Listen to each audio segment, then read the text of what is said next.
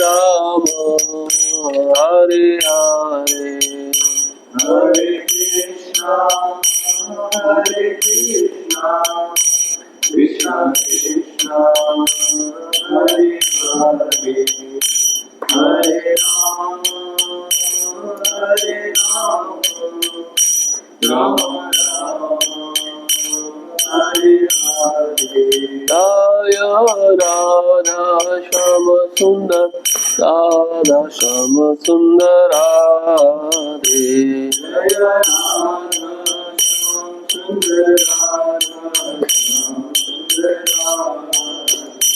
जय प्रभुपदा प्रभुपदा प्रभुपदा श्रीला प्रभुपदा जय प्रभुपदा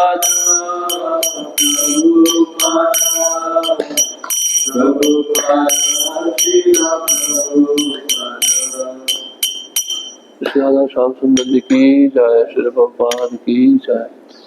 ओम नमो भगवते वासुदेवाय।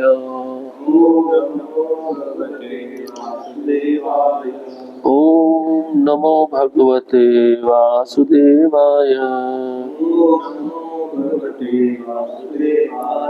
ओम नमो भगवते वासुदेवाय।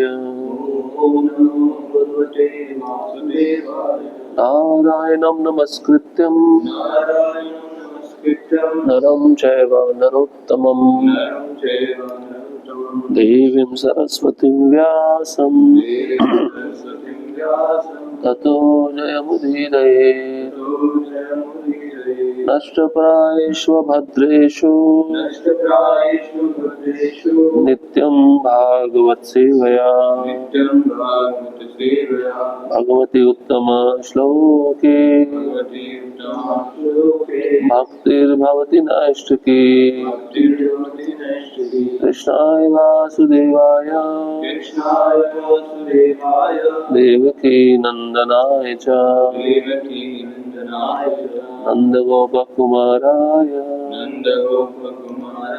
गोविन्दाय नमो नमः। ग्रंथराज श्रीमद् भागवतम पहला स्कंद अध्याय 12 श्लोक क्रमांक 34। तेन संवृत संभारो धर्मपुत्रो युधिष्ठिरः वाजिमेधैस्त्रिभिर्भीतो यज्ञे समयजत्वरिम्। तेन संवृत संभारो धर्मपुत्रो युधिष्ठिरः वाजिमेधैस्त्रिभिर्भीतो यज्ञे सम्यजत हरिम्। तेन संवृत संभारो धर्मपुत्रो युधिष्ठिरः वाजिमेधैस्त्रिभिर्भीतो यज्ञे समयजत हरिम्।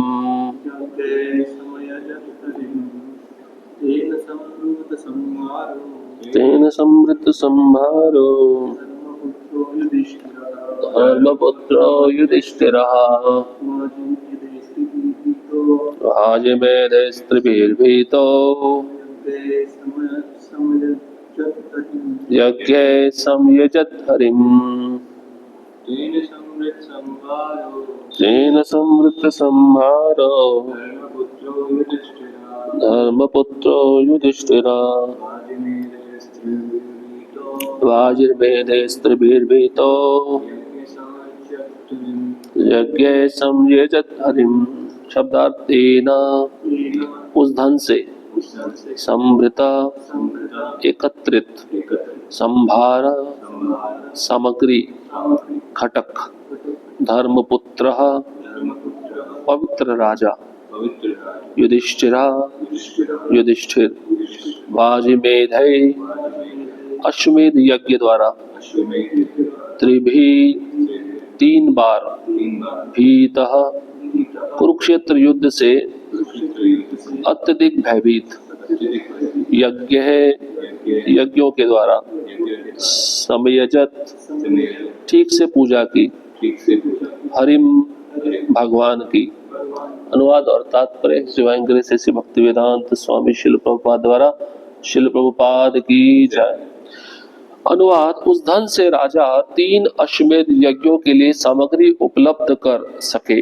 कुरुक्षेत्र के युद्ध के बाद अत्यंत भयभीत पुण्यात्मा राजा युधिष्ठिर ने इस प्रकार भगवान हरि को प्रसन्न किया। तात्पर्य। महाराज युधिष्ठिर विश्व के आदर्श एवं विख्यात पुण्यात्मा राजा थे, फिर भी वे कुरुक्षेत्र युद्ध के समापन पर अत्यधिक भयभीत थे, क्योंकि इस युद्ध में भी बड़ी मात्रा में नरसंहार हुआ था और ये सब उन्हें सिंहासन पर आरूढ़ करने के लिए किया गया था। अतएव युद्ध में होने वाले सारे पापों का उत्तरदायित्व उन्होंने अपने ऊपर ले लिया और इन पापों से छुटकारा पाने के लिए उन्होंने 3 अश्वमेध यज्ञ करने चाहे, जिसमें घोड़े की बलि दी जाती है। ऐसे यज्ञ काफी महंगे पड़ते हैं। इसके लिए महाराज युधिष्ठिर को भी महाराज मरुत का सोना तथा उनके द्वारा ब्राह्मणों को दिया गया सोना लाना पड़ा। चूंकि विद्वान ब्राह्मण महाराज मरुत द्वारा दान दिया गया सारा सोना अपने साथ नहीं ले जा सके थे, अतएव दान में प्राप्त बहुत सा सोना वे वहीं छोड़ गए थे। महाराज मरुत भी इस तरह दान दिए गए सोने को फिर से संग्रह नहीं कर सकते थे।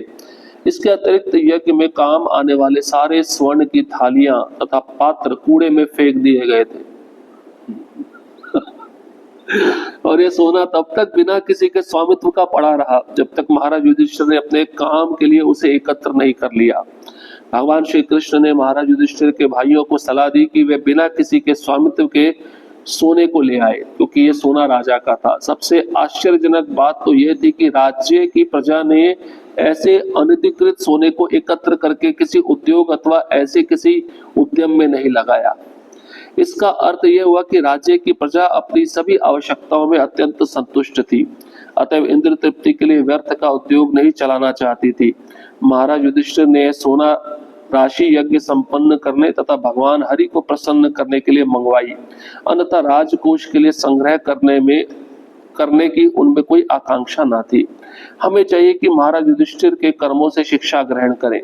वे युद्ध स्थल में घटित पापों से भयातुर थे, अतः वे परम पुरुष को प्रसन्न करना चाह रहे थे। इससे संकेत मिलता है कि हमारे दैनिक कार्यकलापों में अनायास पाप होते रहते हैं और ऐसे अनचाहे पापों के प्रायश्चित के लिए शास्त्रों द्वारा अनुमोदित यज्ञ संपन्न करने चाहिए। भगवत गीता में भगवान कहते हैं, यज्ञानार्थ कर्मणो अन्यत्र लोकोयम कर्म बंधना, कि समस्त अवैध कर्म करने या अनिच्छित अपराधों से छुटकारा पाने के लिए मनुष्य को शास्त्रों द्वारा अनुमोदित यज्ञ संपन्न करने चाहिए।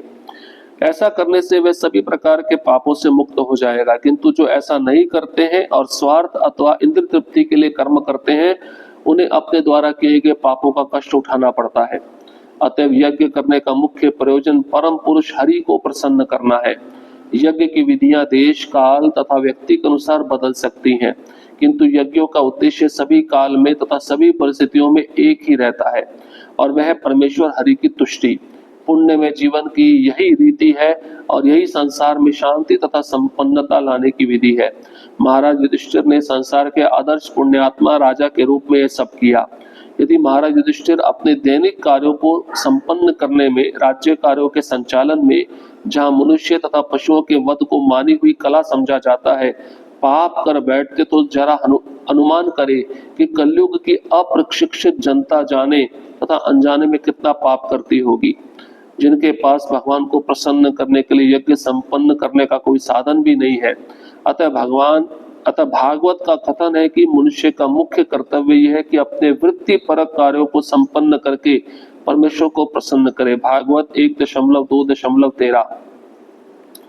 भले ही कोई किसी भी स्थान या समुदाय, जाति या संप्रदाय का कोई व्यक्ति किसी भी वृत्तिपरक कार्य में क्यों न लगा हो, लेकिन उसे देश काल तथा पात्र के अनुसार शास्त्रोचित यज्ञ करने चाहिए। वैदिक ग्रंथों में संस्तुति की गई है कि कलयुग में लोग बिना अपराध के कृष्ण के पवित्र नाम के कीर्तन द्वारा भगवान का गुणगान करें। कीर्तनाद एवं कृष्णस्य मुक्ता संघा परम व्रजेत।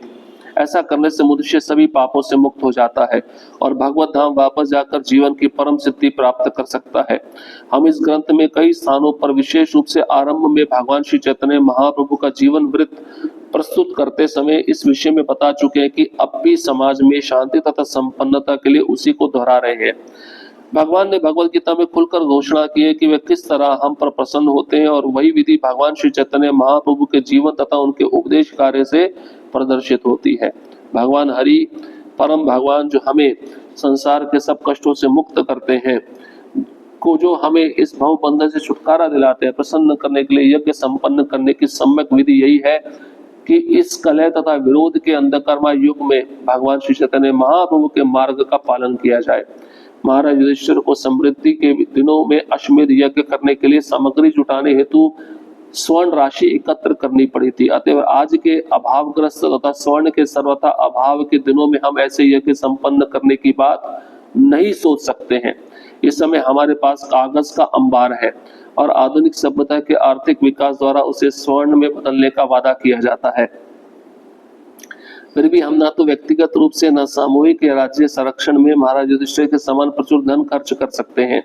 अतः इस युग के लिए शास्त्र सम्मत तथा भगवान चैतन्य महाप्रभु द्वारा अनुमोदित विधि सर्वथा उपयुक्त है। इस विधि में किसी भी प्रकार का खर्च नहीं होता, फिर भी इससे अन्य व्यवसाय यज्ञ विधियों से अधिक लाभ पहुंचता है।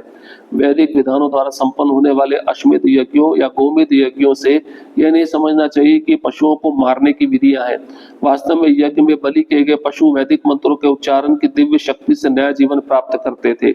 समुचित विधि से मंत्र उच्चारण करने की शक्ति सामान्य लोगों की समझ से बाहर है।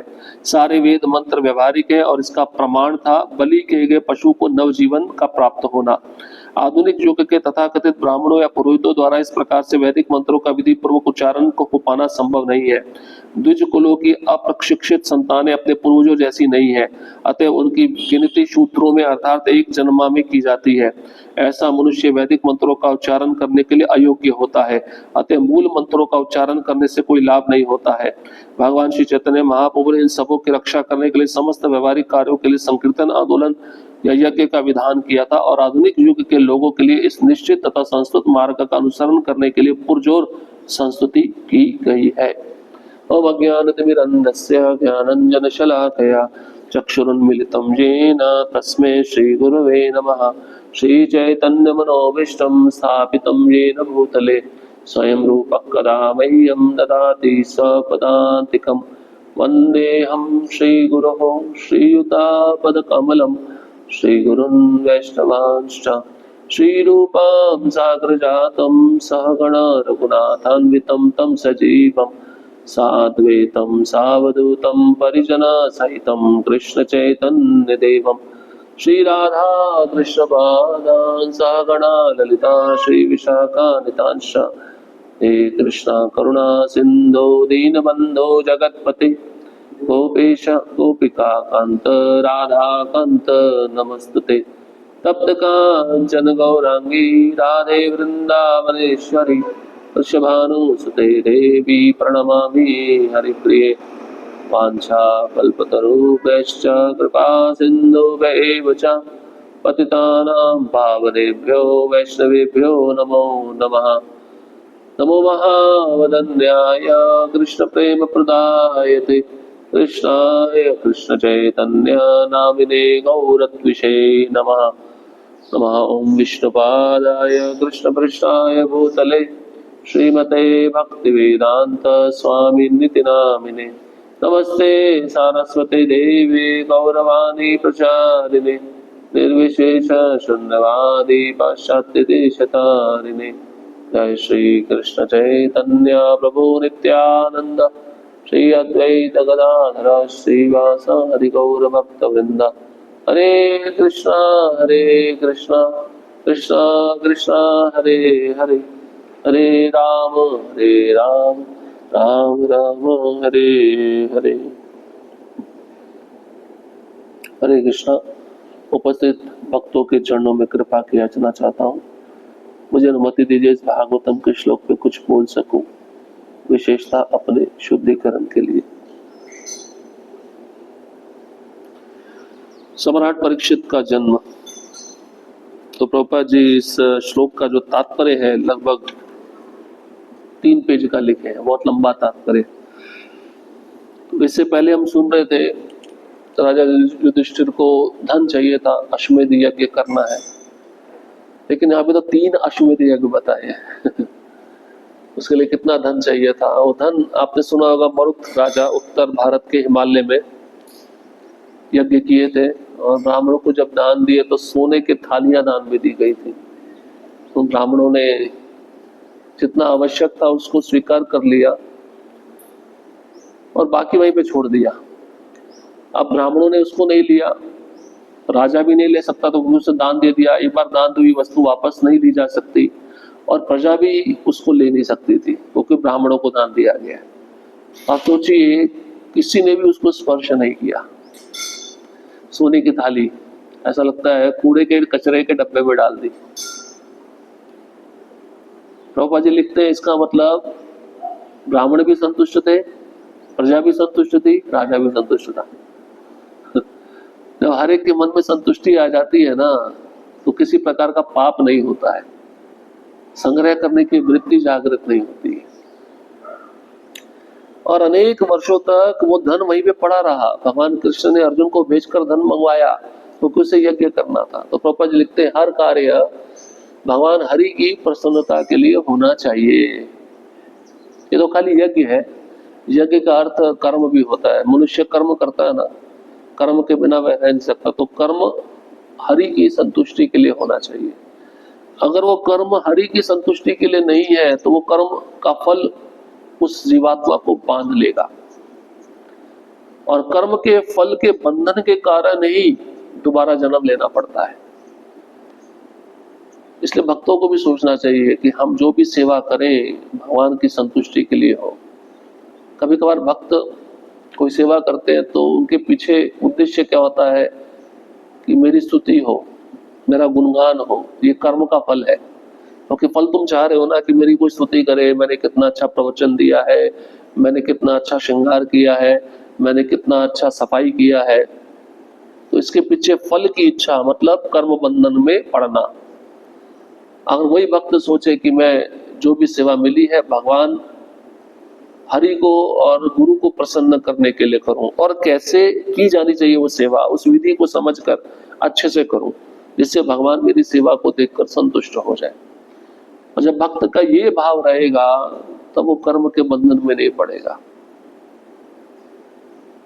अनादिकाल से जीवात्मा इसी कर्म के फल के चक्कर में पुनर्जन्म पुनर्मृत्यु को प्राप्त हो रहा है। हम बोलते हैं ना, मेरी इच्छा है, मेरी इच्छा है। मेरी जो शब्द है इसी ने पकड़ा हुआ है, और उसी इच्छा को जब हम भगवान की इच्छा में बदल देते हैं तो वो जीवात्मा मुक्त हो जाता है। जैसे शुरुआत में भक्त आते हैं, अब वो देखते हैं कि अच्छा क्या खाने को है। पहले तो प्रसाद में देखते हैं कि अच्छा जो उनको लगता है वही चुन लेते हैं। शुरुआत का स्तर है, इतना परिपक्व बुद्धि नहीं है, और भक्ति में इतना गूढ़ अध्ययन भी नहीं है। क्योंकि शुरुआत में जब हम आते हैं तो अपने पूर्व जन्मों के संस्कार लेके आते हैं। पूर्व जन्मों के संस्कार, इसका अर्थ ये नहीं कि पूर्व जन्मों के, अभी तक भौतिकतावादी जीवन में जो इच्छा लेके बैठे उसको भी संस्कार बोला गया। वही संस्कार लेकर भक्ति में आते हैं, इसलिए हमें जो अच्छा लगता है वो हम चुन लेते हैं। लेकिन भगवान कृष्ण को क्या पसंद है, उस दिन मैं पढ़ रहा था, कृष्ण को कौन सी सब्जी पसंद है, तो उसमें सबसे पहले लिखा था करेला। अब हमारा मैचिंग होता है, कृष्ण के साथ हमें पनीर अच्छा लगता है, करेला अच्छा लगता है, तो कृष्ण के साथ हमारा मैचिंग नहीं हो रहा है। मैं सच बता रहा हूँ, आप सर्च करके देख लेना। भारी भक्ति विलास में भी सनातन गोस्वामी लिखे हैं, उसको पीटर गाउट बोलते हैं, पीटर गाउट इंग्लिश में करेले को। कृष्ण का सबसे पसंदीदा सब्जी है। तो अगर हमें करेला अच्छा लगता है तो हम थोड़ा बहुत सही मार्ग पे है। तो भगवान को जो अच्छा लगता है वो बना के खिलाएंगे, इसको भक्ति बोला गया। तो भक्त भी क्या करते हैं, भक्ति में भोग पैदा कर देते हैं, अपनी इच्छा पैदा कर देते हैं। हा? जैसे मान लीजिए मैं कोई भक्ति तो कर रहा हूँ, लेकिन उद्देश्य क्या है, मुझे विदेश जाना है, विदेश जाके मैं सेटल हो जाऊं, वहां पे मेरी नौकरी लग जाए, डॉलर कमा लूं, वहीं पे रहूं, आनंद लूं। तो भक्ति किसके लिए करेगा, इसके लिए करेगा, इस चीज को प्राप्त करने के लिए। मतलब क्या हुआ, कर्म कर रहा है, भक्ति एक प्रकार का कर्म है, उसको अकर्म बोला गया, लेकिन उसके पीछे एक फल की इच्छा है ना, किस हेतु से कार्य कर रहा है, वो फल उसको चाहिए ना, तो ये फल ही उसको बांध लेगा इस संसार में। इसलिए शुद्ध भक्तों का जीवन चरित्र पढ़ना चाहिए। शुद्ध भक्त जो भगवान को संतुष्ट करने के लिए अपनी सेवा भगवान को समर्पित करते हैं। इसलिए महाराज युधिष्ठिर भयभीत है। देखिए प्रभुपाद ये भी लिख रहे हैं, अरे एक प्रश्न उठ सकता है, महाराज युधिष्ठिर को डर क्यों लग रहा है, वो तो स्वयं धर्मराज है, वो डर क्यों रहे हैं? भाई मेरे कारण इतने सारे लोग मर गए, मेरे को तो राजा बनाना था ना, राजा का बनने के चक्कर में कितने लोगों की मृत्यु हो गई। 64 करोड़ लोग मारे गए थे कुरुक्षेत्र के युद्ध में, 64 करोड़। उस कारण से डरकर महाराज युधिष्ठिर वो पाप का जिम्मा अपने ऊपर ले रहे हैं। अब एक मुख्यमंत्री के निरीक्षण में कितने गाय की हत्या होती है, कितने मर्डर होते हैं, उसका जिम्मेदारी तो मुख्यमंत्री नहीं लेता, लेकिन है उसकी जिम्मेदारी। उसको कितना पाप भोगना पड़ेगा, प्रभुपाद जी तात्पर्य में लिख दिया, सोच लो आप। अब एक दिन में कसाई खाने में, चलो गायों को भी छोड़ दो, अन्य पशु जो कट रहे हैं वो भी तो प्रजा है ना, उसको भी तो जीने का अधिकार है या नहीं है? तो जितने भी पशु कट रहे हैं कसाई खाने में, उस सबका पाप उस मुख्यमंत्री के अकाउंट में जा रहा है। अंतिम समय में सब हिसाब किताब होगा। इसलिए राजा मतलब कितना उत्तरदायित्व है, कितनी बड़ी जिम्मेदारी है। और एक नहीं 3 अश्वमेध यज्ञ किए उन्होंने। उस समय यज्ञ करना इतना आसान नहीं होता था। प्रभुपाद जी लिखते हैं यज्ञ बहुत खर्चीले होते थे, तो उसके लिए धन चाहिए ना। धन एकत्र करने के लिए हमने पीछे सुना था, कर लगाओ, जुर्माना लगाओ, उससे धन इकट्ठा नहीं होगा तो अश्वमेध यज्ञ छोड़ो, अश्व छोड़ो, घोड़ा छोड़ो, और जो भी राजा उसको पकड़ेगा तो वो युद्ध करेगा युधिष्ठिर महाराज से, अधीन हो जाता तो कर देगा, प्रचुर मात्रा में अपना खजाना देगा। इस तरह से धन इकट्ठा करके वो यज्ञ करना चाहिए था। और उद्देश्य क्या था? पाप से मुक्ति, हरि की प्रसन्नता। इसलिए हम भी जो भी सेवा करें गुरु को प्रसन्न करने के लिए, उसके पीछे कोई हेतु नहीं होना चाहिए। हेतु मतलब कोई भौतिक उद्देश्य नहीं होना चाहिए। कभी कभार व्यक्ति अपना लाभ उठाने के लिए भक्तों को धोखा देना शुरू कर देता है। जैसे मान लो कोई बड़ा मंदिर बन रहा है, साथ में प्लॉटिंग करना है, तो पैसा कमाने का बहुत अच्छा जरिया है ना, है या नहीं है? उसमें कितना कमीशन मिलेगा, तो भक्त ऐसा सोच के बैठते हैं। क्या करते हैं, जमीन खरीदी कर रख ली, जब इसका दाम बहुत ज्यादा बढ़ जाएगा तब इसको बेचेंगे, और उससे जो पैसा आएगा उससे भोग करेंगे। ये पाप कर्म है। भक्तों के मन में भी ये विचार आते हैं। अगर जमीन खरीद के आप रख रहे हो, भविष्य में पैसा बढ़ जाएगा, अब उसको बेचोगे, वो पैसा अगर आप कृष्ण की सेवा में देते हो तो ठीक है, अगर नहीं दे रहे हो तो कर्म भोगने के लिए तैयार रहो। सूक्ष्म यंत्रणा है या नहीं है? हमको कोई देखे, हमको हमारे बारे में कोई सोचे, हमको कोई देख नहीं रहा है। देखने वाले तो बहुत है। सूक्ष्म यंत्रणा बहुत पावरफुल है, बहुत शक्तिशाली है। कर्म का एक एक हिसाब होता है। एक बार क्या हुआ, एक कौवा डाल पे बैठा हुआ था और यमराज उसी रास्ते से जा रहे थे। एक पेड़ की डाल पे कौवा बैठा था, यमराज उसी रास्ते से जा रहे थे। यमराज ने कौवे की तरफ देखा और यमराज हंस पड़े। यमराज जानते ना कौन है? भगवान कृष्ण गीता में बोलते हैं, काल देने वालों में, दंड देने वालों में प्रधान मैं यम हूं, यमराज हूं। अब मान लो कोई यमराज किसी जीवात्मा पे हंस दे तो उस जीवात्मा का क्या परेशानी खड़ा हो जाएगा। तो कौवा सोचने लगा, यमराज ने मुझे देखकर थोड़ा हंसी क्यों दी? अब वो बेचारा बहुत टेंशन में आ गया। अब वो दिन रात खाए नहीं, पिए नहीं, उसको टेंशन है, यमराज मेरे को देखकर हंसे क्यों? तो यमराज के बहुत अच्छे मित्र थे गरुड़। गरुड़ जी आए उस कौवे के पास में, कौवे के बहुत अच्छे मित्र थे गरुड़ जी आए कौवे के पास में और बोलने लगे, क्या बात है, आपके चेहरे पे मैं बहुत चिंता देख रहा हूँ, टेंशन देख रहा हूँ, कोई समस्या है क्या? बोले समस्या ये है कि आज मैं पेड़ के डाल पे बैठा था, यमराज वहां से जा रहे थे, मेरे को देखे हंस पड़े, मेरे को टेंशन आ गया, मेरे से कोई गलत काम हो गया क्या। बोले आप चिंता मत करो। और बोले गरुड़, और बोले मैं आपको ऐसी जगह पे लेके जाऊंगा जहां पे आपको कोई तकलीफ नहीं देगा, कोई कष्ट नहीं देगा, कोई समस्या नहीं आएगी, आपको टेंशन फ्री रहोगे आप। गरुड़ ऐसी जगह जानते हैं, वो ब्रह्मांड में घूमते रहते हैं। गरुड़ जी ने उस कौवे को अपने पीठ पे बिठाया और चल गए 7 समुद्र पार। एक छोटी सी गुफा थी, गुफा में छोड़ दिया, उन्हें निश्चिंत रहो, आपको कोई तकलीफ नहीं देगा, आपका कोई बाल भी बांका नहीं बिगाड़ पाएगा। और गुफा को बंद कर दिए गरुड़ जी। गरुड़ फिर कौवे को छोड़कर यमराज के पास में गए पूछने के लिए, भाई आप क्यों हंसे थे, उसके ऊपर मेरा मित्र है। गरुड़ जी जब लोग पहुंचे, संयमनीपुरी पहुंचे, वहां पे यमराज को पूछते हैं, मेरा एक मित्र है कौवा, वो एक पेड़ की डाल पे बैठा था, आप उसी मार्ग से जा रहे थे और आप उसको देख के आप हंस दिए, आप क्यों हंसे। तो यमराज बोलते हैं, मैं इसलिए हंसा, मैं उस कौवे को देख रहा था और सोच रहा था इस कौवे की मृत्यु 2 दिन के बाद होने वाली है, और जगह पे होने वाली है 7 समुद्र पार। इसको कैसे लेके जाएगा, कौन उसको कैसे लेके जाएगा उधर। तो अब गरुड़ जी सर पकड़ लिए। सोच रहे हैं काल कितना प्रबल है, जिसकी मृत्यु जहां होती है काल उसको वहां पे लेके जाएगा, किसी भी हाल में लेके जाएगा, काल किसी को छोड़ता नहीं। ये दृष्टांत क्यों बताया गया? देखिए इतनी छोटी सी बात है, हम चिंता हो जाते, तो महाराज युधिष्ठिर को कितनी बड़ी चिंता है, इन सबका पाप मुझे लगा है, मैं क्या करूं।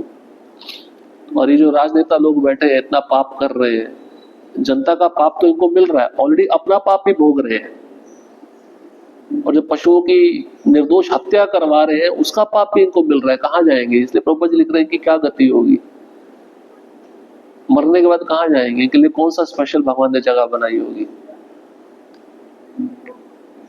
और तीसरी बात प्रभुपाद जी तात्पर्य में लिखते हैं कि पहले के जमाने में जो यज्ञ होते थे उसमें पशु बलि दी जाती थी। बलि समझते हैं, एक मनुष्य की बलि नहीं दी जा सकती, शास्त्र में लिखा है, बाकी बलि दी जा सकती है, लेकिन उसके पीछे कुछ उद्देश्य होना चाहिए। ऐसा नहीं कि बेवजह आपने मार दिया और खा लिया उसको, ऐसा नहीं होना चाहिए। तो पहले के ऋषि मुनि जब यज्ञ करते थे, गाय की बलि, पशु की बलि दी जाती थी। कारण एक दो कारण बताते हैं प्रभुपाद जी। पहला कारण, मंत्र कितना शक्तिशाली है उसको टेस्ट करना, आप समझ रहे, उसके लिए योग्य ब्राह्मण चाहिए, पवित्रता चाहिए। अब उस पवित्र ब्राह्मण के मुख से अगर ठीक से मंत्र उच्चारण होगा तो जो पशु आपने यज्ञ में डाला है बलि के लिए, उसको नया जीवन मिल जाएगा, और बाहर नया जीवन, या तो मनुष्य जीवन उसको प्राप्त हो जाएगा, नहीं तो गाय का नया जीवन प्राप्त हो जाएगा। ये 2 चीजें हैं। अब आज के जमाने में बलि कैसे चढ़ाते हैं, और स्वयं का जीव का तृप्ति उसको खाने के लिए बलि करते नहीं करते, मार देते हैं, ज्यादा मात्रा में पशु काटे जाते हैं। ये बलि नहीं है, ये तमोगुण है। और फिर उसको काट कर कैसे बेचा जाता है, काली का प्रसाद। आप बंगाल चले जाओ, बंगाल में जब नवरात्रे होते हैं ना, दुर्गा पूजा, उस समय जितने भी काली के मंदिर है, मंदिरों के बाहर बकरी की बलि देकर लिखा होता है काली का प्रसाद। काली का प्रसाद मतलब काली ने वो खाया क्या, वो नहीं खाया। खा कौन रहा है, उसके प्रेत गण खाते, उसके भूत पिशाच पार्षद खाते, ये उनका महाप्रसाद है, काली का महाप्रसाद नहीं है। इसलिए 4 युगों में अलग अलग तरीके थे यज्ञ करने के, पर उद्देश्य क्या था, हरि की संतुष्टि।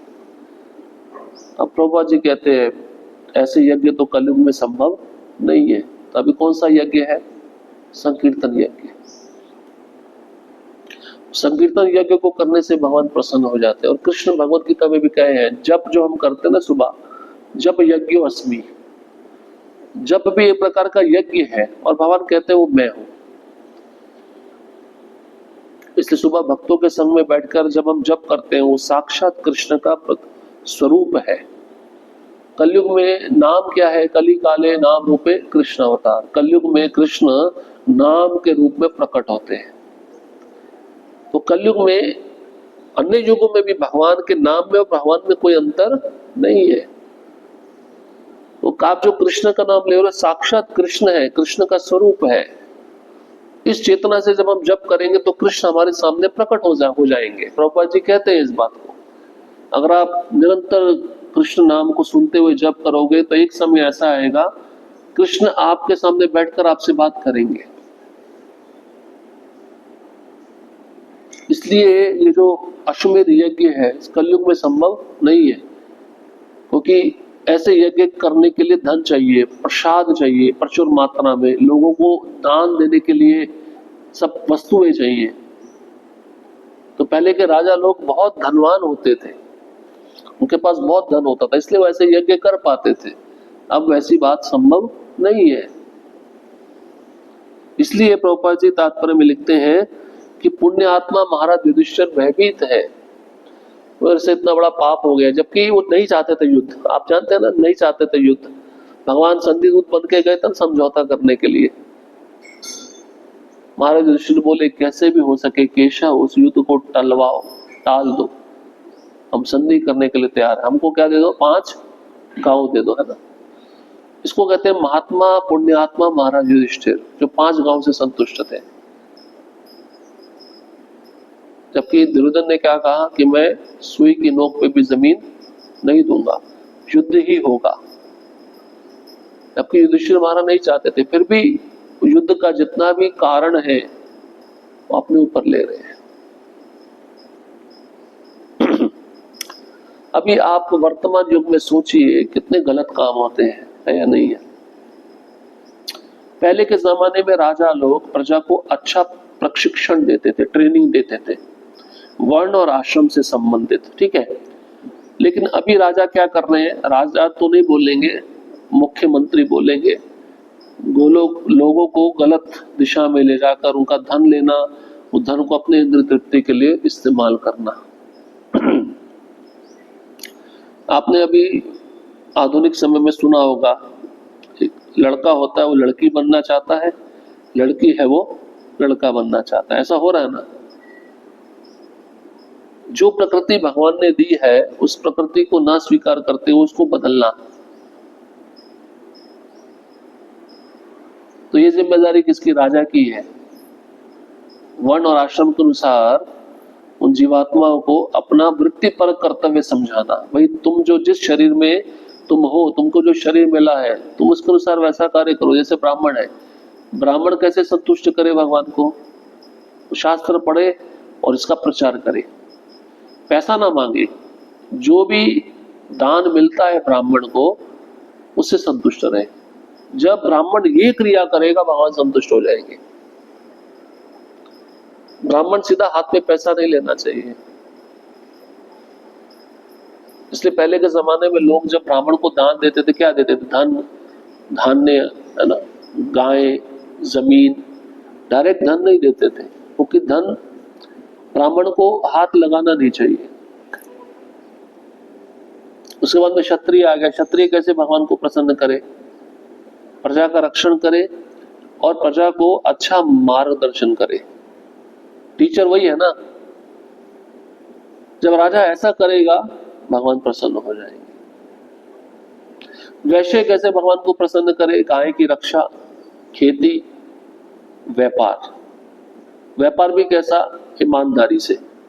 जब वैश्य ऐसे 3 कार्य करेगा भगवान प्रसन्न हो जाएंगे। जैसे खेती में आप देखते हैं ना, जब पहली फसल आती है सबसे पहले उस किसान का कर्तव्य है पहला फसल या पहला फल जो भी उगता है उसकी खेती में, उसको सबसे पहले भगवान को अर्पण करना चाहिए। नहीं कि पहली खेती आई, पहला फसल आया, पहला फल लगे तो इकट्ठा करके बाजार में जाके बेच दिया, उससे जो पैसा मिला उड़ाया। इससे भगवान प्रसन्न नहीं होंगे। और व्यापार भी ईमानदारी से करना है, उसमें कोई झूठ नहीं बोलना, 2 नंबर का पैसा नहीं लेना, इससे भगवान खुश नहीं होते। ये बहुत सारी चीजें बताई गई। और खेती भी ऑर्गेनिक होनी चाहिए, बिना पेस्टिसाइड के। आप देखते ना आजकल कीटनाशक दवाएं मारी जाती हैं, बेवजह फल को फुलाए जा रहे हैं, पाप कर्म है। जो कर रहा है वो भी पापी है, जो उसको ग्रहण कर रहा है, खा रहा है, वो भी पाप का भागी बन रहा है। गाय का जो गोबर होता है उससे क्या बोलते हैं, खाद बना के जब उसको डालोगे तो उपजाऊ हो जाती है पृथ्वी। आप जो भी चाहते हो आपको मिल जाएगा। और कीड़ा लगना हो तो गोमूत्र आप स्प्रे कर दो, वो सबसे बेस्ट दवाई है, औषधि है। सारे गाय के प्रोडक्ट यूज हो रहे हैं ना, उससे क्या होगा, वो फसल बच जाएगी, वो फसल अच्छी पैदा होगी, उसका देख रेख अगर आप अच्छा किए तो फसल पहले आप भगवान को अर्पण कर सकते हैं। ये वैश्य का कार्य है। वैश्य जब ऐसा कार्य करता है तब भगवान प्रसन्न होते हैं। शूद्र को उच्च 3 वर्णों की सेवा करनी चाहिए।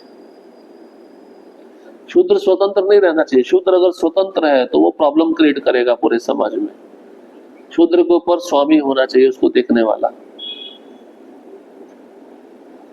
शूद्र को वेद नहीं पढ़ना चाहिए। अगर जिस राजा के राज्य में कोई शूद्र वेद पढ़ रहा है तो उस राजा के राज्य में अनर्थ होगा। रामायण में ऐसा वर्णन है, एक शूद्र तपस्या कर रहा था, शूद्र तपस्या के योग्य नहीं है और वेदों को भी पढ़ रहा था। तो इससे क्या होता था, एक ब्राह्मण का पुत्र, उसकी मृत्यु हो जाती थी। और भगवान राम के राज्य में कभी भी पुत्र से पहले नहीं, पिता से पहले पुत्र की मृत्यु नहीं होती थी। लेकिन यहाँ पे ब्राह्मण का पुत्र मर जाता था। अब ब्राह्मण याचना लेकर भगवान राम के दरबार में गए, पूछने लगे ऐसा क्यों हो रहा है, आप तो धर्मज्ञ राजा हो, आपके राज्य में कोई गड़बड़ हो रही है। तो भगवान राम ने अपने मंत्रियों को भेजा और मंत्रियों ने जब जांच पड़ताल की तो पता चला जंगल में एक शूद्र तपस्या कर रहा है, वेद को पढ़ रहा है, जो अधिकार नहीं है उसका। भगवान राम ने तुरंत उस शूद्र को मार दिया। तो जैसे ही शूद्र मारा तो जब अब ब्राह्मण का पुत्र हुआ तो उसकी मृत्यु नहीं हुई, वो जीवित रहा। तो शूद्र कभी भी स्वतंत्र नहीं रहना चाहिए। शूद्र के ऊपर उसका स्वामी होना चाहिए, उसको देखने वाला होना चाहिए। शूद्र जब अपने स्वामी के निरीक्षण में रहकर उच्च 3 वर्णों की सेवा करता है, भगवान उससे संतुष्ट हो जाते हैं। फिर अब आश्रम पे आओ। 4 प्रकार के आश्रम है, ब्रह्मचारी, गृहस्थ, वानप्रस्थ, संन्यास।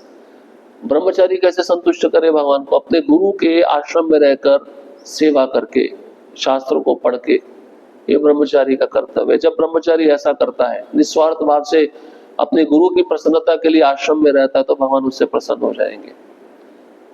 तो आजकल क्या होता है, ब्रह्मचारी आश्रम में आए हैं, ये सुविधा चाहिए, वो सुविधा चाहिए, अच्छा खाने को चाहिए, अच्छा रहने को चाहिए, एसी होना चाहिए, मुझे प्रचार करना तो अच्छी गाड़ी होनी चाहिए। अगर ब्रह्मचारी ऐसी आशा कर रहा है आश्रम में रहकर, तो भगवान को प्रसन्न नहीं कर पाएगा, न गुरु को प्रसन्न कर पाएगा। ब्रह्मचारी जीवन मतलब तपस्या। तो तपस्या किसकी संतुष्टि के लिए, गुरु और भगवान की संतुष्टि के लिए। अभी तपस्या कैसी चल रही है, हमारी संतुष्टि के लिए चल रही है कि मैं अपने कंफर्ट जोन में कैसे रहूं, आरामदायक स्थिति में कैसे रहूं। भाई मुझे आराम चाहिए, हराम नहीं चाहिए। मैं अपना जीवन हराम नहीं बनाना चाहता। फिर दूसरा आता है गृहस्थ। गृहस्थ कैसे भगवान को संतुष्ट करे, एक तो अपने पूरे परिवार को भगवान की सेवा में लगाए। उसकी पत्नी भी अपनी पत्नी नहीं है, उसके बच्चे भी अपने बच्चे नहीं है, सभी कृष्ण के अंश है ना। तो दासी उसकी दासी नहीं है, वो भगवान की दासी है। तो बच्चे उसके दास नहीं है, भगवान। तो गृहस्थ का मुख्य कर्तव्य अपने परिवार के जनों को भगवान की सेवा में लगाए, इससे वो भगवान को संतुष्ट कर सकता है। और जो कुछ भी वो कमा रहा है उसमें से कुछ प्रतिशत भगवान को दान में दे, इससे भगवान प्रसन्न होते हैं। हो सके कर्म के फल भगवान को अर्पण करता रहे, जिससे एक समय ऐसा आएगा फल के प्रति उसकी आसक्ति नहीं रहेगी, अनासक्त हो जाएगा। अनासक्त होते ही वो वैराग्य को प्राप्त कर लेगा, वानप्रस्थ आश्रम में चला जाएगा। ये गृहस्थ का धर्म है। ये करके गृहस्थ फिर घर में रहकर भजन कीर्तन करे, साधुओं को बुलाए, साधुओं के मुख से कथा सुने। अगर गृहस्थ ऐसा कर रहा है तब भगवान उससे प्रसन्न होंगे। ये गृहस्थ का कर्तव्य है। गृहस्थ के बाद में फिर आता है वानप्रस्थ। अब 50 वर्ष की आयु हो गई, 51 आ गया तो वन की तरफ गमन। अब घर से कोई मोह माया नहीं होनी चाहिए। घर के लोगों के प्रति कोई आसक्ति नहीं होनी चाहिए, क्योंकि अब अगर हमें अपना जीवन आगे अच्छा बनाना है तो उसको फिर मंदिर में जाकर फुल टाइम सेवा में लग जाना चाहिए आपको, कि मृत्यु किसी भी समय आ सकती है।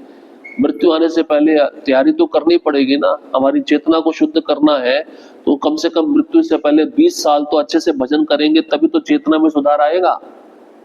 अगर वो नहीं है, अपने अंतिम समय तक ग्रस्त घर में पड़ा हुआ है, तो उसके लिए बड़ा भयावह स्थिति है। इसलिए ग्रस्त के बाद आता है वानप्रस्थ। वानप्रस्थ में वो अपनी पत्नी को साथ में लेकर तीर्थों का भ्रमण करे, या तो किसी मंदिर में रहकर भगवान की फुल टाइम सेवा करे। इससे उसका घर के प्रति आसक्ति कम होता जाएगा। वानप्रस्थ आश्रम में व्यक्ति आकर अगर ऐसा कार्य करता है तो भगवान उससे प्रसन्न हो जाएंगे। और फिर संन्यास, जो चौथा आश्रम है। संन्यास मतलब पूरी तरह भगवान पे आश्रित, मनसा वाचा कर्मणा, मन से, शरीर से, वाणी से पूरी तरह भगवान को समर्पित। मन से वो सन्यासी भगवान का चिंतन करे, वाणी से भगवान का गुणगान करे, शरीर से भगवान की सेवा करे। और भिक्षा मांग के खाए। सन्यासी का अपना कुछ नहीं होता है, सन्यासी गृहस्थों पे आश्रित रहता है। भिक्षा मांगे, भिक्षा मांगने पर उन गृहस्थों को उपदेश दे। कौन सा उपदेश? कृष्ण भावनामृत उपदेश। ऐसा नहीं कि खाली भिक्षा मांग के खा रहा है, उनको कुछ उपदेश नहीं दे रहा, उनको हरिनाम नहीं सुना रहा। तो आपने अन्न तो लिया उस गृहस्थ से, क्या लिया? उसका कर्म ले लिया ना। इस कर्म को न्यूट्रल करने के लिए उसको कुछ कथा सुनानी चाहिए, नहीं सुनानी चाहिए, कीर्तन करना चाहिए, नहीं करना चाहिए। और नहीं कर रहा है तो गृहस्थों का कर्म ले रहा है, वो खाली खाने में लगा रहेगा। फिर सन्यासी पूरा स्त्री से दूर रहना चाहिए, स्त्री से एकांत में कोई वार्तालाप नहीं। और हर एक जीवात्मा को भगवान के अंश के रूप में देखना चाहिए। सन्यासी के अंदर समदृष्टि होनी चाहिए, सन्यासी के अंदर ऊंच नीच का भाव नहीं आना चाहिए। जब ऐसे गुण सन्यासी में होंगे और सन्यासी जब ऐसा कार्य करेगा तो वो भगवान को संतुष्ट कर पाएगा। तो वर्ण और आश्रम के द्वारा भगवान को कैसे प्रसन्न किया जाए, इसके विषय में बताया गया। तो इसलिए हमारा प्रत्येक कार्य भगवान की संतुष्टि के लिए होना चाहिए। सोचना तो चाहिए कि हम क्यों कर रहे हैं, इसके पीछे करने का उद्देश्य क्या है। जब तक ये विचार नहीं आएगा, फिर हम कर्म के फलों को भोगने के कारण बंधन में बंधते जाएंगे और पुनरपि जन्मम पुनरपि मरणम होता जाएगा। इसे महाराज युधिष्ठिर जानते हैं, मेरे से पाप हुआ, इस पाप का प्रायश्चित मैं कैसे करूं। पाप का प्रायश्चित होना चाहिए, नहीं होना चाहिए? सबसे बड़ा प्रायश्चित तो हरिनाम है। बड़े से बड़ा पाप भी कोई करता है, अगर हरिनाम शुद्ध भावना से ले और उस पाप को दोबारा ना करे तो वो पाप के फल से मुक्त हो जाएगा। इसलिए महाराज युधिष्ठिर उस सोने से अश्वमेध यज्ञ किए, जिससे वे पाप से मुक्त हो सके, भय से मुक्त हो सके और अच्छे से राज्य कर सके। ये उनका उद्देश्य था। अपने इंद्रिय भोग के लिए कभी भी उन्होंने कुछ नहीं किया। इस प्रकार से यहाँ पे इस वस्तु का वर्णन किया गया है। हरे कृष्णा कृष्णा कृष्णा हरे हरे, हरे राम राम राम हरे हरे। किसी का कोई प्रश्न? हाँ, इस कलयुग में सब शुभ रहे तो भागवतम वेद का भी इसमें भी है, शॉर्ट बुक में है, तो हम पढ़ सकते हैं। नहीं पढ़ सकते हैं ना। देखो लिखा है, कलो शूद्र संभवा, और द्विज बनना है, ब्राह्मण बनना, तो उसके लिए संस्कार चाहिए ना। तो संस्कार कौन करता है? गुरुजन करते हैं ना, आचार्य जन करते हैं दीक्षा के द्वारा। जब आप हरिनाम जप कर रहे हो, दीक्षा ले लेते तो आप पढ़ने के अधिकारी हो गए। आप समझ रहे? एक तो वैष्णव किसी वर्ण और आश्रम से संबंधित नहीं होता, वो दास होता है, भगवान का दास। दूसरा, सभी शूद्र है, बिल्कुल सही है, शूद्र को पढ़ने का अधिकार नहीं। लेकिन जब वो भक्ति करने लगा तो वो 3 गुणों से परे हो रहा है ना, और उसने आचार्य के चरणों में बैठकर दीक्षा ग्रहण किया। द्विज मतलब दूसरा जन्म। प्रभुपाद जी लिखते तात्पर्य में, शूद्र का पहला जन्म होता है, फिर वो दूसरा जन्म कभी लेता नहीं दीक्षा के द्वारा। लेकिन जो दीक्षा लेता है, ब्राह्मण दीक्षा, हरिनाम दीक्षा, उसका मतलब दूसरा जन्म। तो वो दीक्षा लेने के बाद वेद पढ़ने का अधिकारी हो जाता है, शास्त्र पढ़ने का अधिकारी हो जाता है, यज्ञ करने का अधिकारी हो जाता है। तो वो संस्कार से होना चाहिए। इसलिए गर्भाधान संस्कार से शुरू करके दीक्षा संस्कार भी आता है ना, उपनयन बोलते हैं ना, उपनयन संस्कार, जनेऊ डालना। जनेऊ डालने का मतलब क्या है? अब गुरु ने उसको शक्ति दे दी है, वेद पढ़ सकता है, शास्त्र पढ़ सकता है, उसका प्रचार कर सकता है, ऐसे वो कर सकता है, इसमें कोई पाप नहीं है। ठीक है। ग्रंथराज श्रीमद् भागवतम की जय, श्रील प्रभुपाद की